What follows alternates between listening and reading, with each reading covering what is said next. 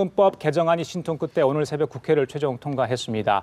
공무원 연금 개혁 특위가 구성된 이후 무려 152일 만입니다. 하지만 미완의 개혁이란 지적도 적지 않아 다시 손을 봐야 한다는 목소리도 나오고 있습니다. 한편 헌법재판소의 합헌 결정으로 전교조를 법의 노조로 판단한 법원의 1심 판결이 유지될 가능성이 커졌습니다.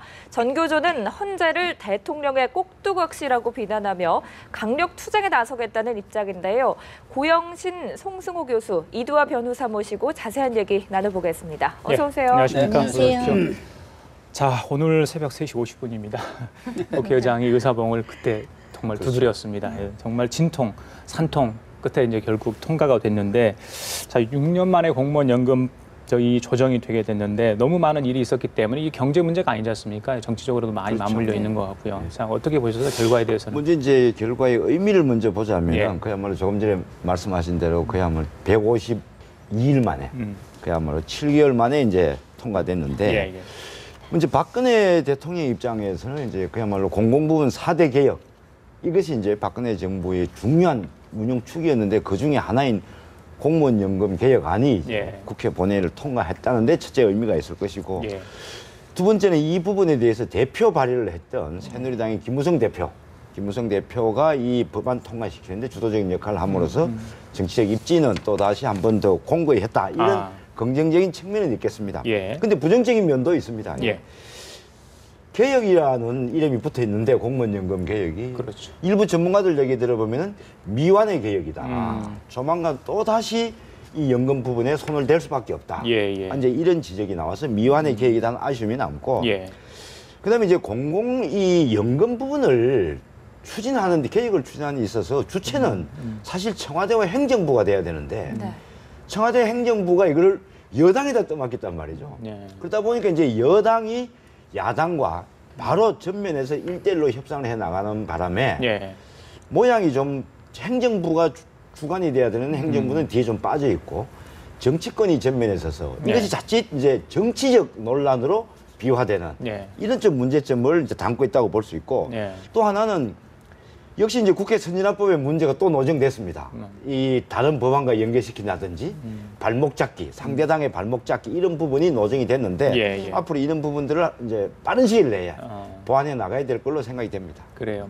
이 변호사님 뭐 회계까지 넘겨가면서 이렇게 됐는데 전반적으로 어떻게 아쉬운 점도 많았어요. 네. 예. 차수가 변경돼서 아마 신문에서 이거 기사 쓰면서 고생을 많이 하셨을 겁니다. 맞습니다. 아마 11시 30분쯤에 이제 원래 5월 28일까지가 5월 임시국회 날짜로 정해져 있었기 때문에 할 수 없이 회기를 연장하고 그죠? 자정 전에 꼭 해야 되거든요. 자정이 지나면 이 기간이 지나면 사실 다시 아주 복잡해지는 문제가 생기기 때문에 자정 전에 일단 회기를 연장하고 그리고 차수가 그러면 자정이 되면 변경이 됩니다. 회의 차수가 변경이 돼서 변경이 되고 나서 법안이 통과가 됐죠. 그래서 아마 날짜와 횟수, 차수 때문에 신문에서 이 부분 쓰는 것도 어려움이 있었을 텐데요.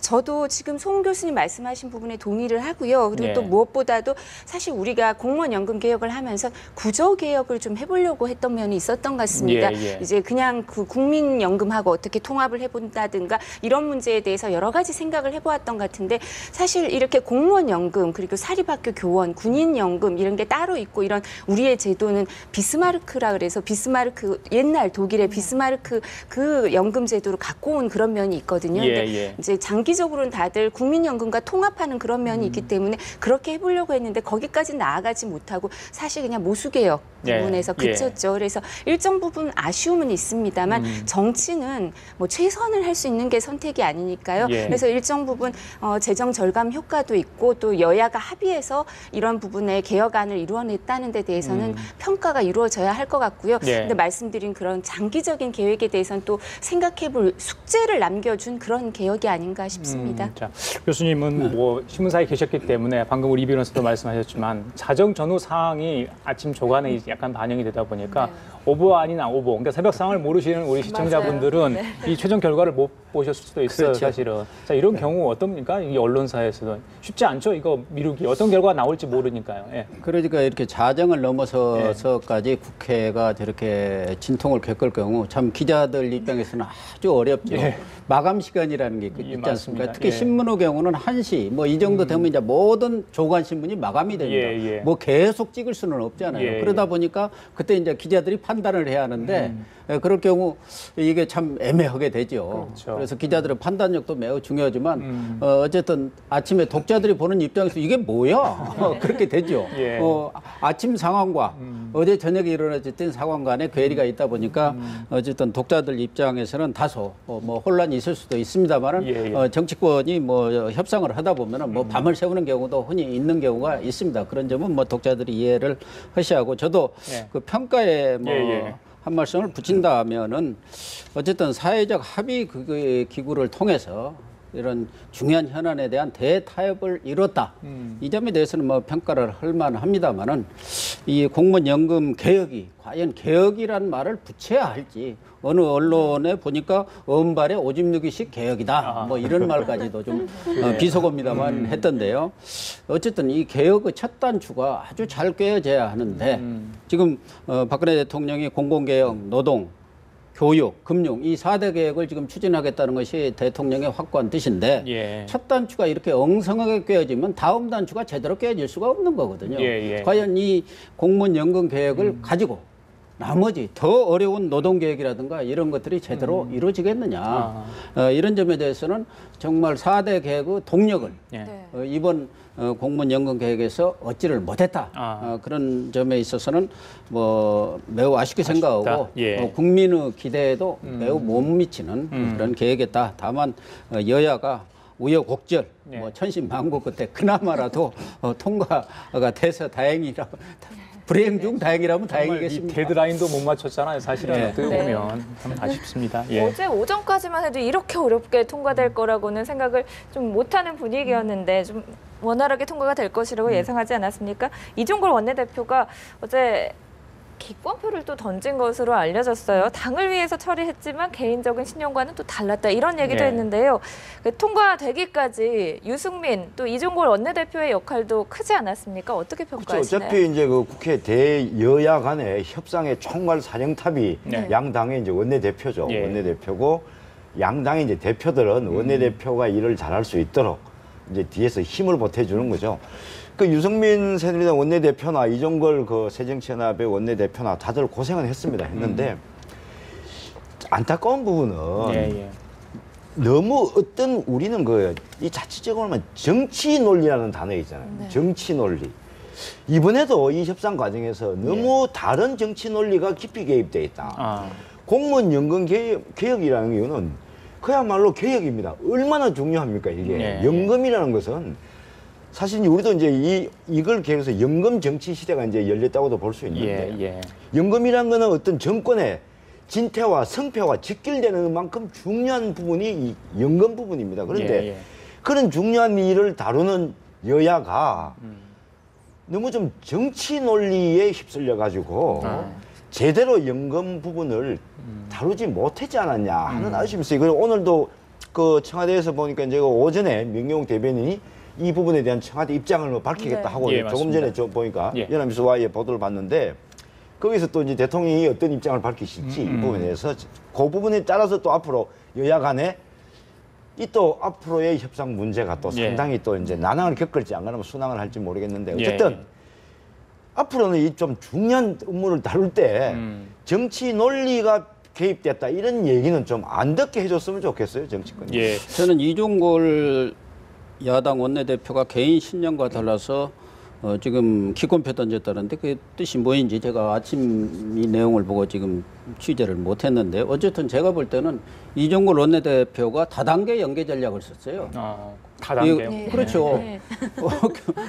공무원 연금 개혁 그거 문제가 대충 마무리되니까 그 위에 나온 게 기초연금 이거 예, 그랬었죠. 올리자. 꺼냈고요. 또 그러니까 법인세도 올리자. 법인세도 조정해야 한다. 이거는 또 당내라든가 여론으로부터 별로 호응을 받지 못하니까 좀 받을 수 있는 문영표 장관의 해임건이. 사퇴, 해임건이 문제 가지고 했고 그 기후 이제 세월호 특별법 시행령 예. 이 부분 가지고 지금 연계 전략을 써서 제가 볼 때는 야당으로서는 얻을 만큼 충분히 얻은 거 아닌가. 다만 예. 뭐 세월호 특별법 시행령에서 다소 뭐 지체 없이 개정한다든가 뭐 이런 문구 조정은 조금 있었는지 모르지만 예. 실질적으로 여당으로서는 뭐 양보할 만큼 양보한 거 아닌가. 그러니까 청와대에서도 지금 그 시행령 문제는 상권분립에 이외된다 이런 얘기까지 나오는데 예. 물론 뭐 야당 원내대표로서 또 다음에 협상을 대비해서 예. 뭔가 정치적인 어떤 뭐 좀 꼬투리를 남겨놓자 예. 그런 측면인지는 모르지만 어쨌든 왜 기권표를 던졌는지는 모르겠습니다. 그 시행령이 원내대표 못마땅해서 취임 그런 건지. 이후에 첫 작품일 수 있는데 문재인 대표하고도 좀 불협화음이 의견 충돌이 좀 있지 예. 않았습니까? 협상 스타일에 대해서 좀 이러쿵저러쿵 말이 있더라고요. 이 말씀 어떻게 보세요? 네. 사실 저는 이종걸 원내대표가 저도 이제 국회에 있을 때 보면 본회의장이나 아니면 이렇게 공석에서 말씀하실 때 말씀이 참 과격하시거든요. 근데 사석에서 겪어본 분들은 아주 부드럽다고 그러시더라고요. 근데 하여튼 마이크를 잡으면 너무 과격하셔서 저는 주로 상임위를 같이 안 해서 마이크 잡는 모습만 보고 아 저런 분이 원내대표가 되면 협상을 하는데 참 어려움이 있겠구나 그냥 개인적으로 그렇게 생각을 했었는데요. 예, 예. 아까 말씀하신 것처럼 고 교수님 말씀하신 것처럼 기초연금과 또 연계해서 얘기를 하니까 사실 문재인 당대표가 거기에 대해서 부정적인 입장을 표하지 않았습니까? 그래서 일각에서는 지금 이종걸 원내대표의 협상과 관련해서 계속 전략을 바꾸니까 전략이 없는 거 아닌가. 뭐 복지부 장관의 회의만 얘기를 했다가 말씀드린 것처럼 기초연금 얘기를 했다가 그다음에 세월호 특별법에서 조사 일과장이 중요하니까 검찰 서기관이 아니라 민간인을 넣어달라고 했다가 그다음에 이제 마지막에는 국회법 시행령을 이제 국회법과 관련한 이제 예. 개정 문제를 넣어서 이제 합의를 했는데요. 그래서 이런 부분을 얻었다고 보실 수도 있는 분도 있겠지만 일각에서는 이와 관련해서 전략이 없이 계속 그냥 꼬리 잡기로 얻어낼 수 있는 거 얻어내겠다 이렇게 하는 것처럼 그럼 명확하게 무엇을 원하는지 보여주지 못하지 않았나. 예. 국민들한테 던지는 메시지도 있어야 된다고 생각하는데요. 그런 부분에선 일관된 모습이 보이지 않아서 앞으로도 예. 예측이 좀 불가능한 부분이 아닌가. 이 부분에 대해서는 예측이 불가능하다. 저는 개인적으로 좀 그렇게 생각을 합니다. 그래요. 네. 예. 그 말씀하신 국회법 개정안이 마지막까지 또 논란이 됐습니다. 이것 때문에도 시간이 더 지체가 되게 됐는데 이게 벌써부터 위헌 소지 우려가 많이 나오고 있고 청와대에서도 뭐 그런 식의 입장을 밝힐 것으로 알려지고 있는데요. 어떤 입장이십니까? 저도 사실은 위헌 소지가 있다고 봅니다. 예, 예. 그것이 이제 시청자 이해를 돕기 위해서 조금 설명을 드리면 그거 아니고 국회에서 법률을 만들지 않습니까? 그럼 그 법률에 따른 구체적인 이제 어떻게 할 것이냐 이 부분은 시행령이라고 해서 이제 정부에서 만드는데 사실 정부가 아니고 시행령은 다른 말로 하면 대통령령입니다. 예. 그러니까 대통령의 명령으로 이제 그 발효되는 것이죠. 그렇다면 이 시행령은 그야말로 행정부가 초안을 해서 대통령의 힘으로 이제 그 공표가 되는 거기 때문에 행정부의 고유의 어떻게 보면 업무 영역이에요, 그게. 그런데 국회가 이번에 국회법을 어떻게 바꾸려고 그러냐면은 법률을 국회가 만들었는데 정부에서 시행령을 만드는 과정 또는 개정하는 과정에서 국회가 만든 법에 그 입법 취지에 맞지 않으면 국회가 그 시행령을 수정할 수 있도록 예. 강제하겠다는 거거든요. 예. 그래 되면은 이게 이제 뭐냐면 자 이제 법률은 만들어졌는데 그럼 행정부가 시행령을 만들었는데 그럼 국회가 여야 합의해서 시행령이 맞지 않다. 다시 바꿔라. 이렇게 명령 아닌 명령을 했을 때 그러면 예. 시행령을 바꿔야 되는데 그래 됐을 경우에 행정부의 고유 영역을 국회가 침범하게 된다. 예, 그렇다면 예. 이 부분은 많은 전문가들께서 지적하듯이 상권 분립, 네. 입법, 사법, 행정, 입법, 행정이 이 마찰이 일어난다. 그렇죠. 그래서 상권 분립의 그 원칙에 어긋난다. 네. 이런 생각이 드는데 아마 오늘 오전에 청와대에서도 예. 이 부분에 대한 입장을 아마 밝힐 것 같아요. 그런다죠? 그래 되면 여야 간에 협상하는데 다소 또 아마 진통이 있을 것 같습니다. 자, 이 변호사님, 법 쪽에서는 어떻게 봅니까, 이 이거를? 부분은 사실 참 어려운 문제입니다. 지금 예. 말씀하신 것처럼 대통령령뿐만 아니라도 또 그 하위령, 총리령, 장관이 하는 부령 이런 게 다 들어가 있거든요. 네. 그럼 이런 부분에 대해서 국회가 다 시정 요구를 할 수 있는가? 사실 대통령 시행령뿐만 아니라 총리령, 부령 내용을 국회에서 다 알고 있기도 힘들거든요. 네. 근데 실제 이 부분은 그럼 어떤 부분은 수정 요구를 알아서 하고 어떤 부분은 안 했을 경우 이런 문제도 생길 수 있고요. 예. 또 말씀하신 것처럼 상권 분립의 문제도 생길 수 있어서 지금은 국회법에 그 전에 개정 전에는 어떻게 돼 있었냐면 이제 수정 요구할 수 있다. 그래서 통보를 그 기관장에게 할 수 있도록 돼 있었거든요. 그럼 거기서 알아서 이 부분을 입법 취지에 맞게 고칠 수도 있고 또 논의를 할 수도 있게 돼 있는데 지금은 거의 강제력을 부여한 거기 때문에 이 부분에 대해서는 법조계에서도 위헌 논란이 일각에 있습니다. 그래서 이 부분 처리를 어떻게 할지 지금 지체 없이 처리하도록 한다 뭐 이렇게 돼 있어서 이 부분은 좀 청와대나 아니면 법조계에서도 논란이 있을 수가 있습니다. 알겠습니다. 지체 없이 그 부분은 뺀 것 아닙니까? 그런데 어쨌든 뭐 어제 유승민 원내대표 이야기는 법무부에서도 위헌 문제는 없다. 그러니까 위헌이 되느냐 안 되느냐는 전문가마다 의견이 다른 것 같고 그동안 이 사례를 보면 국회에서 입법을 했는데 그 입법 취지와 내용과는 좀 배치되게 정부 편의주의적인 입장에서 시행령이라든가 시행 규칙이 만들어지는 애가 왕왕 있었거든요. 그런 점에 있어서 이번에 일부 의원들을 제한 대다수 의원들이 이 부분에 대해서 그동안에는 상임위 차원에서 그런 일이 있을 경우 상임위에서 관계 기관장에게 그런 그것이 시행 규칙이나 시행령이 말하자면 입법 취지와 내용에 다르다. 그런 점에 대해서 의견을 제시해서 좀 고치라고 이렇게 의견을 제시할 수 있는 것을 이걸 입법으로 하는 거거든요. 그러니까 입법을 할 수 있는 것은 국회만 갖고 있는 거기 때문에 그것이 무슨 그냥 명령으로 막 하는 게 아니고 국회에서 또 법을 통과시켜서 고치도록 하는 거니까 제가 볼 때는 뭐 크게 위헌 소지는 없지 않나 그런 생각이 들고 다만 정부 입장에서는 좀 껄끄럽죠. 부담스럽고 그런 점이 있는 것 같아요. 알겠습니다. 뭐. 청와대가 일단 뭐 위헌 소지가 있다 이렇게 했는데 어떤 공식 입장을 발표할지 좀 더 지켜보도록 하고요. 자, 새정치민주연합 내부 사정 얘기 좀 잠깐 이야기하겠습니다. 혁신위가 출범을 했습니다. 물론 이제 위원장이 일단 선임이 된 거죠.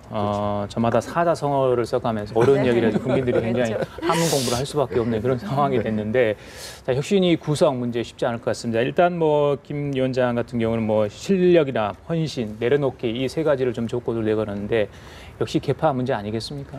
그렇죠. 지금 조금 전에 말씀하신 대로 지금 새정치연합이 흔히 이제 일각에서는 서당 정치를 하고 있다, 훈장 정치를 하고 있다, 뭐 이런 우스갯소리도 얘기를 하던데 어떤 정치를 하는 게 다 좋은데 문제는 조금 전에 말씀하신 대로 자 혁신위원회가 이제 김상곤 위원장은 6월 초까지 혁신위원을 다 구성을 마치겠다고 했는데.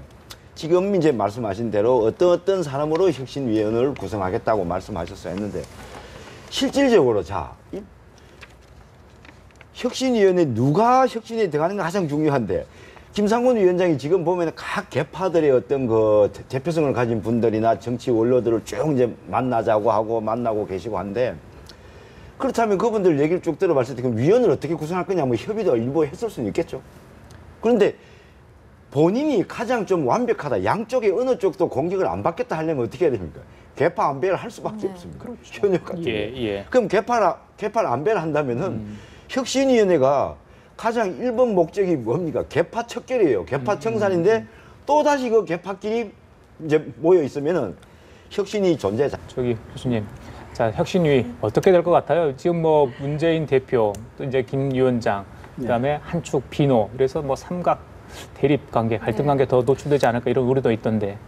일단 저는 뭐 지금 새정치민주연합이 처하고 있는 상황이 절체절명의 상황이다. 그런 차원에서 혁신기구가 어렵게 구성이 됐는데 성공하기를 바랍니다만은 아마 전망은 썩 이렇게 밝지는 않는 것 같아요. 그래요? 우선 그 혁신기구를 지금 좌지우지하시는 분이 김상곤 위원장도 계시지만 외부 또 위원장이라는 분이 한 분 계셔갖고 조국 서울대 교수가 이분들이 가방끈이 길어서 그런지 아주 뭐 육참골단 2대 도강 보통 사람들이 이게 뭔 소리야 뭐 무슨 중국말이야 어디 말이야 하는 정도로 어려운 말들을 쓰셔가지고 얘기를 하는데 지금 말의 성찬을 할 때가 아닙니다.